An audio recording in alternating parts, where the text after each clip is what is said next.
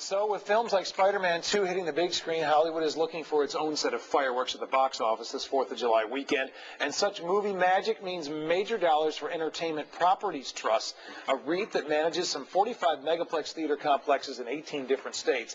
For his outlook on the business of show business, we're joined now by David Brain, President and CEO of Entertainment Properties Trust. He joins us from Kansas City, Mo. Good morning, Mr. Brain. Good morning. Thank you for having me. Glad to have you here. Spider-Man 2 broke its record, as just mentioned. The Harry Potter films are raking it in, as well as others, Shrek 2. When you look at the blockbuster films, what's your read now on the health of the box office?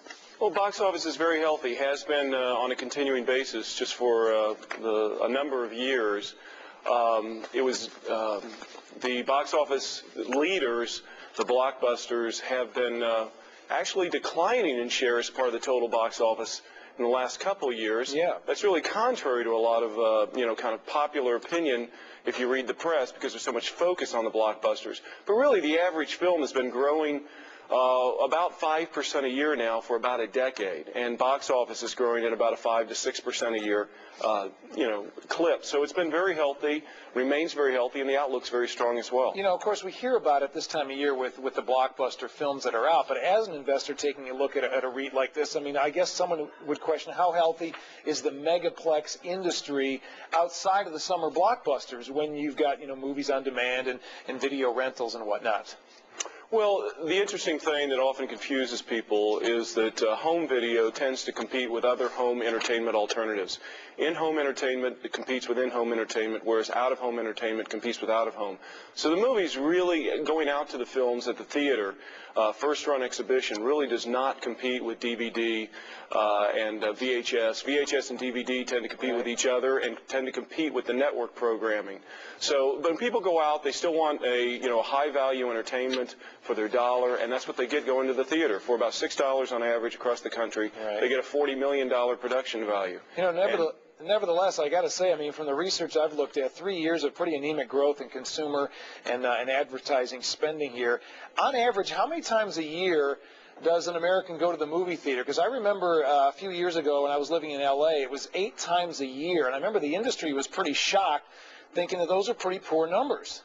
Well, 8 times is pretty typical for Southern California. The U.S. average is about 5.5 times. It will vary a lot kind of regional to region, with Southern California being the highest by far.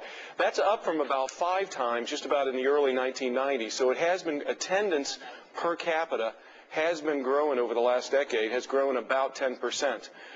That's still a very, very healthy clip. At 5.5 times gives you a box office count in the U.S. of 1.6 billion, which makes it the largest form of out-of-home entertainment. Really, it's peerless with regard to that level of attendance. David, a lot of these theater companies just came out of bankruptcy, I believe, and there was a huge competitive crush, and it's a very capital-intensive business. Have the dynamics really improved that much? The dynamics really, all the bankruptcies were really generated by the fact there was a reformatting of the industry and a store change. And that store change was from the multiplex, the 4 to 8 theater flat floor, now to the 14 to 24 screen megaplex with stadium seating.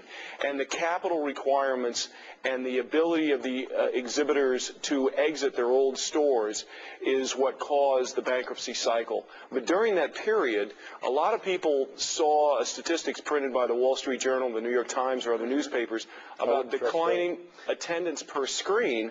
Screen count was going up during this recycle period, but now a lot of screens, 5,000 screens have closed in the last 5 years, and now what you have is a very healthy industry, and consumer metrics never faltered during that period.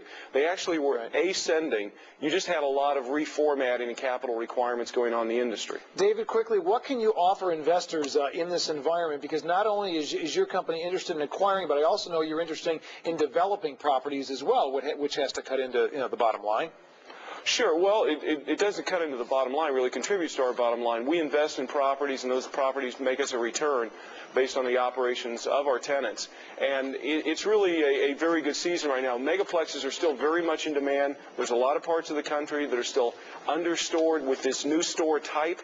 It's just like large format retailer turnover. And a lot of the large format locations are still yet to come, and we're developing those, and they're replacing the older, smaller store formats. It's really giving America what they want, which is selection when they go shopping, even at the movies. Okay, David, thank you. We'll see you at the movies. Thank you very much. David Brain, President and CEO of Entertainment Properties Trust.